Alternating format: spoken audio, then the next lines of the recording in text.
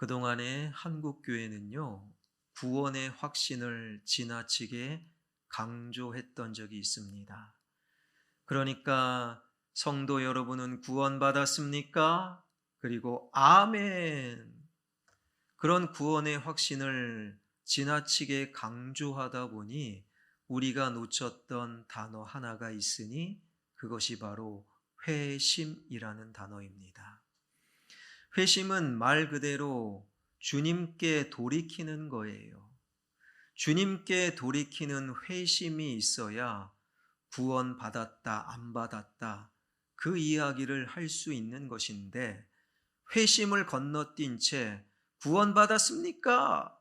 구원의 확신을 지나치게 강조했던 우리들의 모습. 그 회심은 주님께 돌이키는 거예요. 그래서 우리의 생각과 우리의 판단과 우리의 말, 우리의 배움, 우리의 열심이 모두 다 주님의 것이 되는 것. 바로 오늘 본문은요, 그 회심에 대한 이야기를 우리에게 찬찬히 알려주고 있지요. 그 회심은 본문에 보니 빛과 연결된다라는 거예요. 그리스 신화의 영웅 가운데 오디푸스라는 인물이 나옵니다. 그 오디푸스의 이야기는 이렇게 진행이 되지요. 오디푸스가 테베의 왕 라이오스를 죽이고 테베의 왕이 됩니다. 그와 동시에 왕후 이오카스테를 차지하게 되지요. 그런데 나중에 아주 충격적인 사실을 오디푸스는 알게 되는데, 자신이 죽인 라이오스는 자신의 아버지요, 자신이 동침한 이오카스테는 자신의 어머니라는 사실을 알게 됩니다. 그리고 그 이후에 어머니 이오카스테는 스스로 목을 매어 자살을 하게 되고, 오디푸스는 자신의 부모를 알아보지 못했던 그 자괴감, 죄책감으로 두 눈, 생눈을 뽑아버리게 됩니다. 생눈을 뽑아버리고 나서 정신을 잃은 기절한 상태에서 깨어난 뒤 가장 첫 번째 오디푸스가 했던 말이 오 빛이여, 오 빛이여 라는 거예요. 주변의 사람들은 이상하게 생각합니다. 두 눈이 뽑혔는데 무슨 자기가 빛을 본다고 오 빛이여 말하는가? 이에 대해서 그 사람들에게 오디푸스는 이런 독백을 하지요.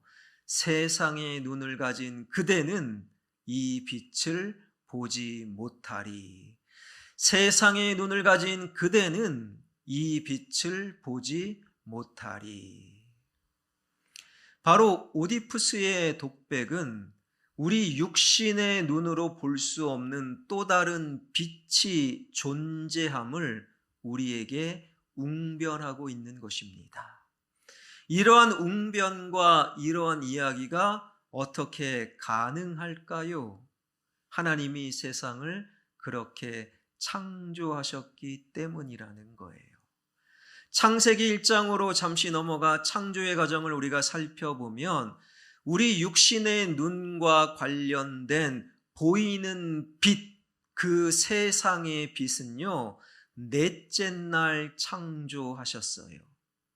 그러나 그보다 먼저 첫째 날 우리 육신의 눈과 상관없는 보이지 않는 또 다른 빛을 첫째 날 창조하셨기에 우리가 살아가고 있는 이 세상에는 우리가 인식하든 인식하지 못하든 두 가지 빛이 존재한다라는 것입니다.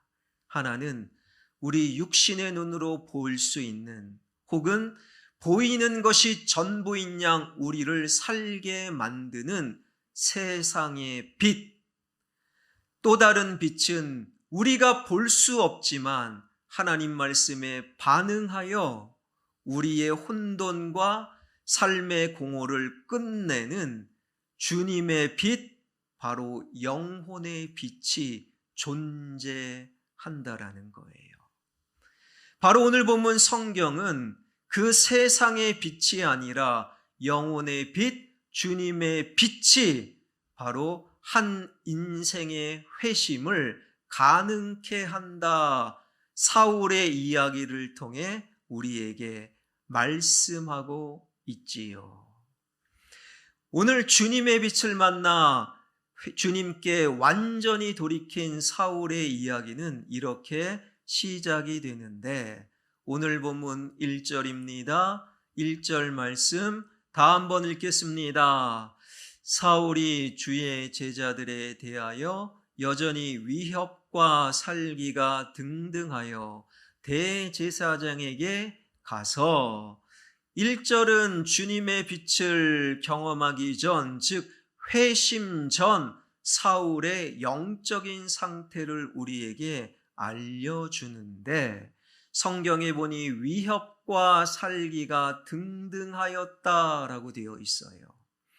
등등하였다라는 헬라어 단어는요, 원어적인 의미로 숨을 쉰다, 호흡한다라는 의미가 있어요. 여러분, 우리가 왜 숨을 쉽니까? 왜 호흡합니까? 살기 위하여 우리는 호흡합니다. 그런데 적어도 영적으로 보니 사울의 호흡, 사울의 숨은 살기, 즉 살인의 기운으로 호흡을 했다라는 거예요.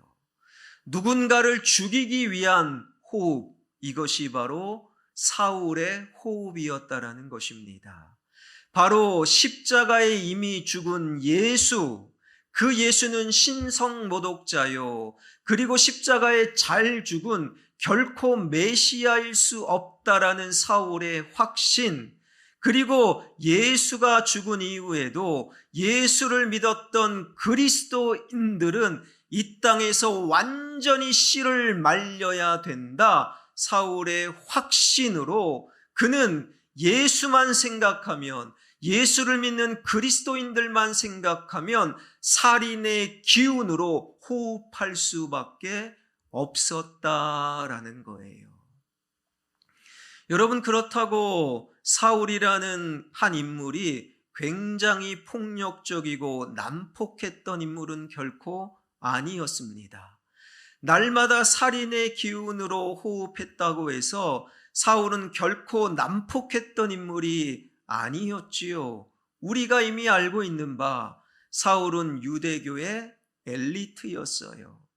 당시 최고의 석학이었던 가말리엘을 통해 유대교의 정통 학문을 완벽히 배웠고, 당시 국제어인 헬라어를 자유자재로 구사했던 인물, 게다가 열심과 열정도 특심이어서 그의 확신과 그의 이론을 실천할 수 있는 열정의 인물이 바로 사울이었던 거예요.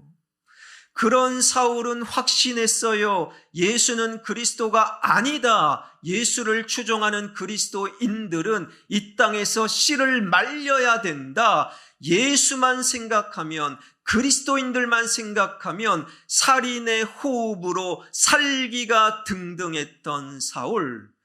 그러고 보니 유대 지역뿐만 아니라 그 사울의 열심으로 다메섹까지 가서 예수 그리스도를 믿는 그리스도인들을 색출하고 그들을 잡아들이고 그들을 죽이기 위해 다메섹까지 가게 되었다라는 것이지요. 당시 기록에 의하면 예루살렘과 사울이 지금 가고 있는 다메섹의 거리는요 240km, 그 길을 걸어가는 거예요. 그리고 당시 기록에 의하면 그 먼 다메섹에 아브라함부터 유대인들이 그곳에 거주했기에 약 4만 명의 사람들이, 유대인들이 다메섹에 살고 있었다라는 거예요. 예수를 믿는 그리스도인들을 색출하기 위하여 자진하여 대제사장의 공문을 받아들고 240km 떨어진 다메섹으로 가는 사울, 바로 그 길에서 사울은 어떤 경험을 하게 되는가? 오늘 본문 3절과 4절입니다. 사울이 길을 가다가 다메섹에 가까이 이르더니 호련히 하늘로부터 빛이 그를 둘러 비추는지라. 땅에 엎드러져 들음에 소리가 있어 이르시되 사울아 사울아 네가 어찌하여 나를 박해하느냐 하시거늘. 그 다메섹으로 240km를 한 걸음에 살기로 호흡하며 살기를 내뿜으며 그 다메섹으로 가는 그 길 가운데 주님의 빛이 사울을 휘감습니다. 그 빛이 얼마나 강력했다면 그 빛 가운데 사울은 꼬꾸라지는 거예요. 그 빛 속에서 사울은 난생 처음 주님의 음성을 듣게 되는데 그 음성이 무엇입니까? 사울아 사울아 네가 어찌하여 나를 박해하느냐. 바로 이 사도행전 9장 4절의 말씀에 잠시 머물러 여러분에게 축복하며 도전하며 권면해야 될 것, 우리가 오늘도 또 하나님의 말씀을 우리의 귀로, 우리의 청각으로, 우리의 고막으로 듣지만 우리 영혼으로 주님의 그 음성 들을 수 있기를 바랍니다. 난생 처음 사울은 그 영혼으로 주님의 음성을 듣게 되었던 것이지요. 사울아 사울아 네가 어찌하여 나 예수를 박해하느냐. 이 박해하느냐라는 헬라어 단어는요, 그냥 일회적인 괴롭힘을 말하는 것이 아니에요. 계속해서 졸졸 쫓아다니며 끈질기게 괴롭힌다, 그런 의미가 있어요. 우리는 이 단어에서 잠시 머물러 생각해 봐야 됩니다. 여러분, 육신의 몸으로 예수님께서 이 땅에 오셨을 때 단 한 차례도 사울을 만난 적이 없어요. 성경 어디에도 예수님이 사울을 육신의 몸으로 만났다라는 기록이 없어요. 한 번도 만난 적이 없는데 어찌 사울이 졸졸 쫓아다니며 끈질기게 예수님을 박해했다고 기록하고 있는가? 이 말씀의 정확한 의미는 예수님을 직접적으로 괴롭히지 않았지만 예수님의 사람들, 주님의 몸된 교회를 박해하고 주님의 사람들을 괴롭힌 것이 곧 주님을 괴롭혔음을 성경은 우리에게 알려주고 있는 거예요. 여러분, 우리는 꼭 기억해야 됩니다. 내 주변에서 지금 함께 예배하고 있는 그분, 나와 함께 신앙생활을 하고 있는 그분은 그냥 내 옆에 있는 것이 결코 아닙니다. 주님께서 뜨거운 마음으로 사랑하라고, 뜨거운 마음으로 섬기라고 함께 주님의 교회, 몸된 교회를 아름답게 가꾸어 가라고 주님께서 나에게 허락하신 귀한 주님의 사람, 그 사람에게 행한 그 모든 행위가, 그 사람을 향한 모든 나의 평가가, 그 사람을 향한 모든 나의 말이 곧 주님을 향한 나의 말이요 나의 평가가 된다, 그 사실을 우리는 기억해야 하는 거예요. 내 옆에 있는 그 사람에게 비난합니까? 곧 이것은 주님을 비난하는 것이요. 내 옆에 있는 그 사람을 존중합니까? 그 사람은 곧 하나님을 존중하는 것이요. 내 옆에 있는 사람을 괴롭힙니까? 곧 그것은 하나님을 박해하는 것이다. 그런데 사울은 회심 전이었기에 이 하나님의 진리를 도저히 알 수가 없었던 거예요. 바로 이 대목에서 우리는 또 다른 성경의 말씀을 잠시 엿보아야 됩니다. 회심 전 사울의 영적인 상태, 그 상태를 은유적으로 사도행전 9장 18절은 이렇게 우리에게 설명하는데, 즉시 사울의 눈에서 비늘 같은 것이 벗어져 다시 보게 된지라 일어나 세례를 받고 비늘 같은 것이 벗어졌다. 이것이 바로 사울의 회심이었고, 회심 전 사울은 영적으로 비늘 같은 것을 쓰고 있었다라는 거예요. 비늘 같은 것이라고 번역된 이 헬라어 단어는요, 물고기 비닐을 말하는 거예요. 여러분, 물고기 비늘 같은 것을 눈에 끼고 보세요. 제대로 보입니까? 안 보입니다. 물고기 비늘 같은 것을 쓰고 제대로 볼 수도 없고 제대로 들을 수도 없고 제대로 말할 수도 없는 상태, 그 비늘 같은 것이 쓴 그 회심 전 사울의 확신은 자기만의 잘못된 확신이요, 그 비늘 같은 것을 쓴 채 사울의 열심은 오히려 다른 사람을 죽이는 살인의 도구였고, 이 비늘 같은 것을 쓴 채 사울의 학식과 배움과 그의 학문은 오히려 주님을 박해하는 박해의 도구였다라는 것이지요. 여러분, 이러한 현상은 우리가 살아가고 있는 이 세상에 자주 목격이 됩니다. 지금 온 세상이, 온 나라가 빚 때문에 전전긍긍하고 정상적인 사고를 하고 있는 사람들, 그들은 수재민들과 그리고 비가 또 온다라는 그 말에 마음이 쓰이는 거예요. 그리고 우리 그리스도인들은 비를 주관하는 하나님께 계속해서 기도를 드려야 될 때지요. 그러한 때에 온 자산과 온 재산과 온 마음을 비로 인해 다 빼앗긴 그 현장에 찾아가, 여러분도 아실 거예요.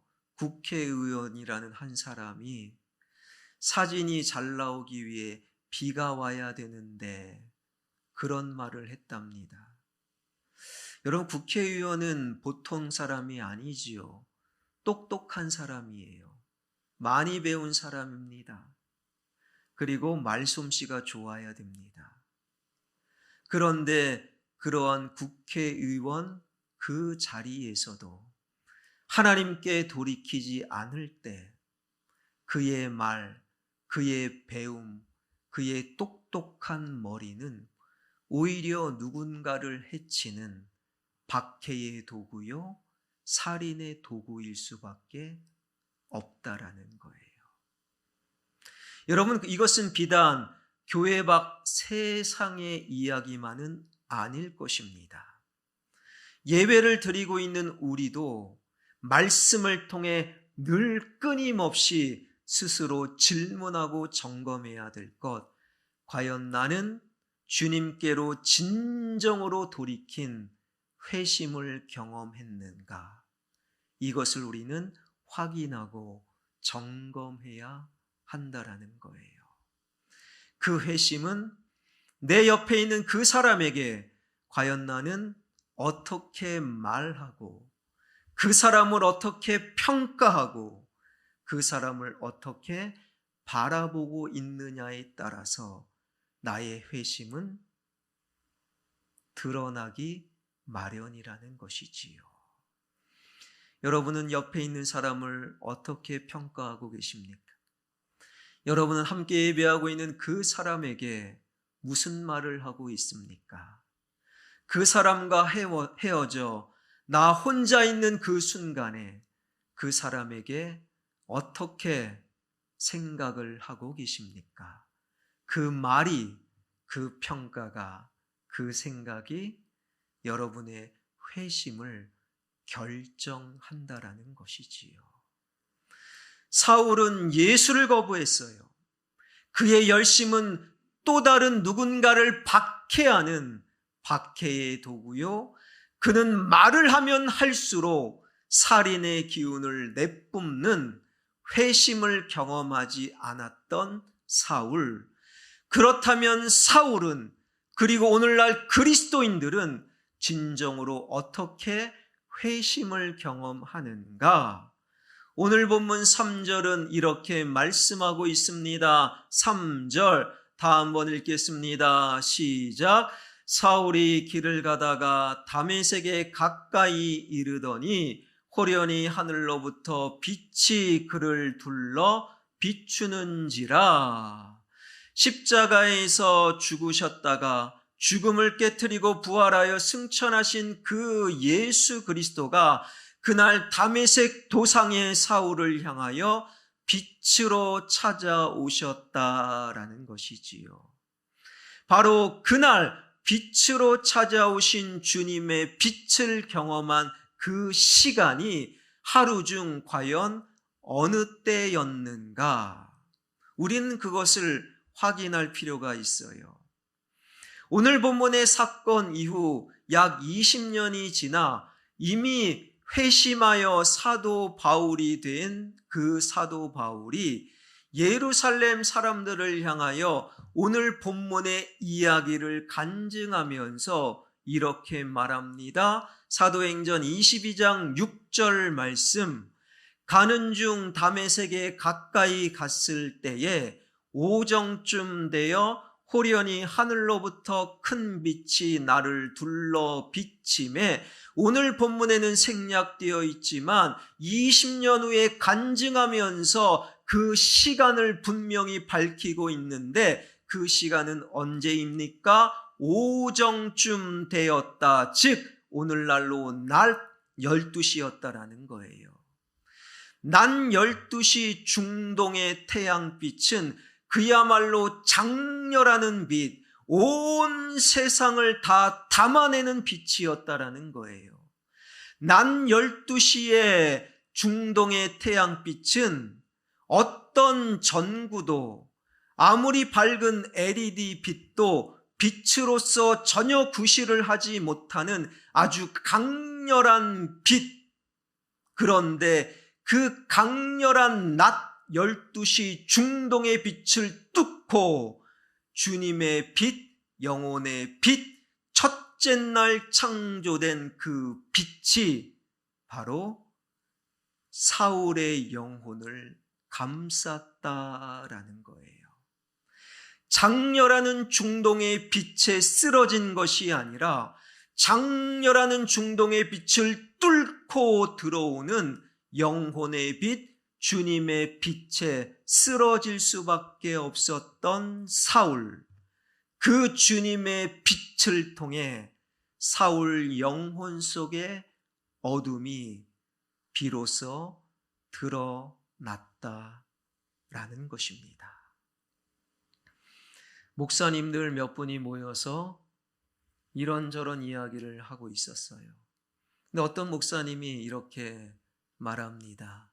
하나님께서는 괜시리 바퀴벌레를 창조하셔서, 그러니까 그 목사님은 바퀴벌레를 정말로 싫어했던 목사님, 바퀴벌레가 나타나면 화들짝 놀라는 그러한 목사님, 여보 바퀴벌레 좀 잡아줘, 그런 목사님이에요. 그래서 그 우스갯소리에 또다시 목사님들의 대화가 이어나갑니다. 그리고 한 목사님이 아주 멋진 해석을 내놓았습니다. 바퀴벌레를 창조하신 하나님의 마음은 이런 것 아닐까요? 하면서 바퀴벌레를 통해 우리 인간이 어두움을 얼마나 사랑하는지 깨달아 알도록 바퀴벌레를 만드신 것 아닐까요? 그 말이 꽤 괜찮은 해석이더라고요. 여러분, 바퀴벌레는 어둠을 너무너무 사랑하지요. 그래서 불을 딱 끄면 바퀴벌레가 스물스물 기어 나옵니다. 사람이 있는 곳에 바퀴벌레도 늘 항상 함께 하더라. 그리고 불을 탁 끄면 바퀴벌레가 후다닥 어둠 속으로 숨어 드는 거예요. 바퀴벌레만큼 어둠을 사랑하는 피조물은 없던 것이지요. 그런데 주님의 빛 가운데 바퀴벌레를 보니 아, 더러워, 아, 무서워, 그것을 먼저 생각하기 전에 바퀴벌레를 통해 우리 인간이 얼마나 어둠을 사랑하는 존재인지 거기까지 묵상이 되었다라는 거예요. 빛의 역할이 무엇입니까? 어둠을 밝힙니다. 완전히 불을 끄고 어두울 때는 무엇이 깨끗한지, 무엇이 지저분한지 몰라요. 다 어두우니까. 그러나 빛을 켜는 그 순간, 빛이 비춰질 때, 아, 이것은 깨끗해, 이것은 지저분해, 어둠은 사라지고 성과 속이 드러나기 마련이라는 것이지요. 세상의 빛이 전부인 양 아둥바둥 살 때는 내 영혼의 어둠이 드러나지 않았어요. 그래서 예수는 그리스도일 수 없었고, 예수를 믿는 자는 다 씨를 말려야 된다. 그의 호흡은 살인의 호흡이 되었고, 그의 배움은 박해의 도구가 될 수밖에 없었던 것이지요. 그러나 주님의 빛으로, 주님의 빛 가운데 자신의 영혼의 지저분함과 어두움이 드러나는 그 순간, 그 사울의 확신은 잘못된 확신이요, 자신의 삶과 영혼은 어둠이었음을 비로소 알게 되었던 것이지요. 그리고 주님의 빛 가운데 사울은 이러한 놀라운 고백을 하게 되는데, 오늘 보면 8절과 9절입니다. 사울이 땅에서 일어나 눈은 떴으나 아무것도 보지 못하고 사람의 손에 끌려 다메섹으로 들어가서 사흘 동안 보지 못하고 먹지도 마시지도 아니하니라. 주님의 빛 가운데, 주님의 빛 속에서 자신의 삶을 돌아보니 3일 동안 아무것도 볼 수 없었고, 자신의 그러한 삶을 위하여 먹지도 심지도 마시지도 아니하였다. 이 말씀의 의미는 무엇입니까? 눈에 보이는 세상의 빛이 전부인 양 아둥바둥 살아가는 그러한 삶이라면 쳐다볼 가치도 없고, 그런 삶을 위해 먹고 마시는 것은 아무런 의미가 없음을 비로소 사울은 깨달았다라는 거예요. 여러분은 왜 사십니까?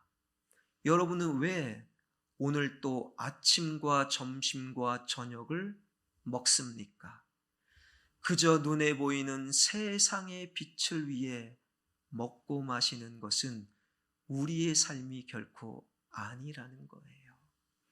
주님의 빛 가운데, 주님의 빛 가운데 머물 때 비로소 우리는 삶의 의미를 알게 되고, 주님의 빛 속에서 비로소 우리의 먹고 마심은 의미가 있다라는 것이지요. 그 주님의 빛에서 비로소 사울은 영혼의 어둠을 벗어나 눈의 비늘 같은 것을 벗겨진 채 비로소 온전히 주님께 돌이킬 수 있었던 것입니다. 제가 교구 목사로 한 교회를 섬길 때 경험했던 일입니다. 그 교회는 이제 수만 명이 출석하는 대형 교회였는데요.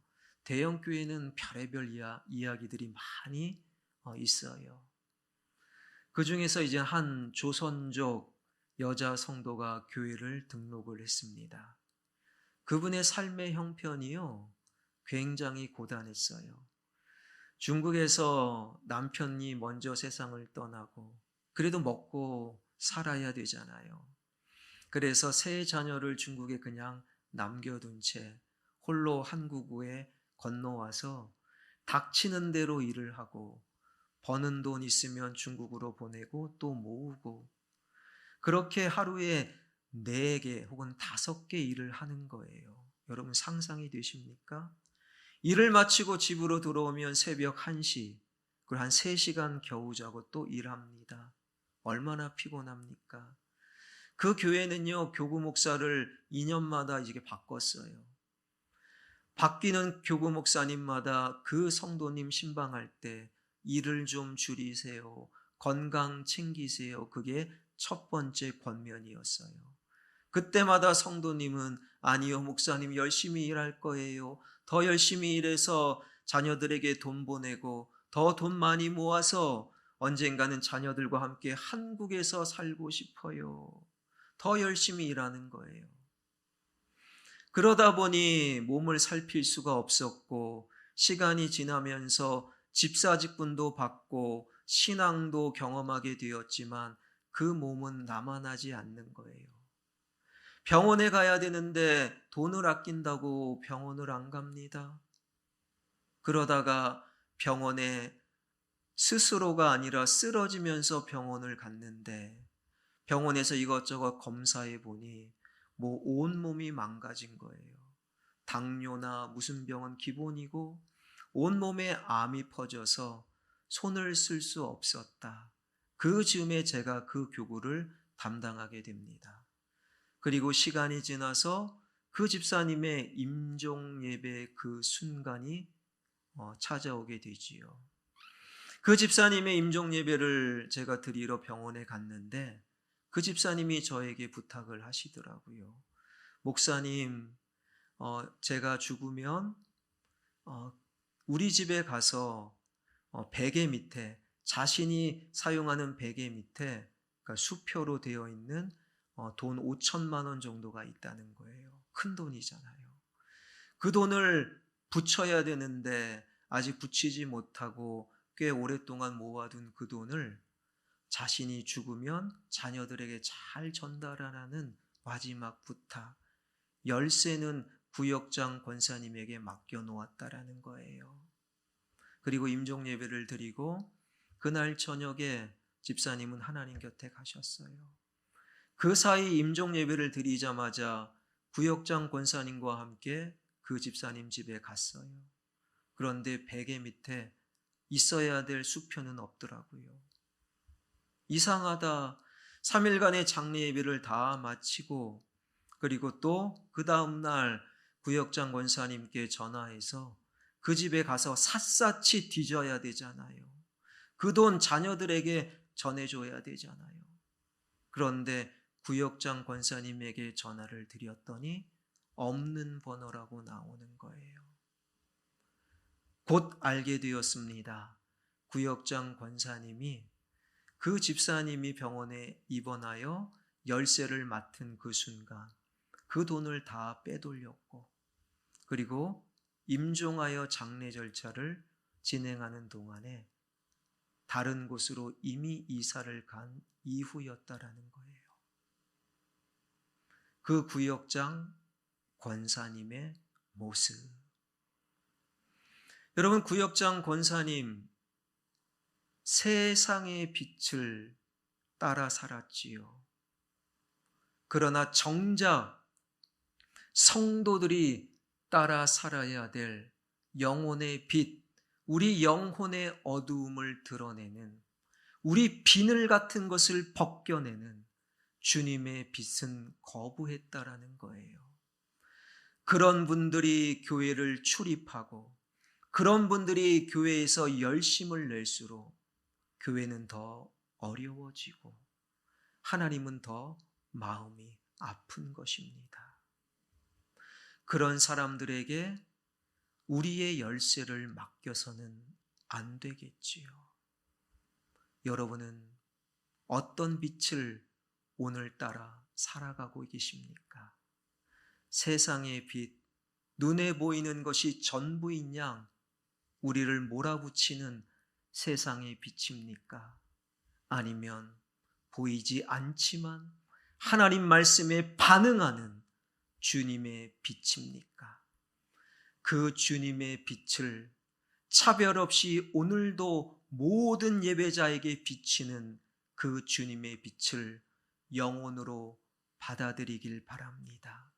주님의 빛 속에서 우리 영혼 속에 숨겨놓았던 나만의 어둠이 드러나고 비늘 같은 것이 벗겨져서 하나님을 바로 보고 내 옆에 있는 그 사람을 바로 생각할 수 있는 진정한 회심자들이 되길 원합니다. 진정으로 주님께 돌이켜 우리의 호흡은 누군가를 살리는 생명의 호흡이 되길 원하고, 진정으로 주님께 돌이켜 우리의 열심은 주님의 영광이 되는 영광의 열심이 되길 주님의 이름으로 축원합니다.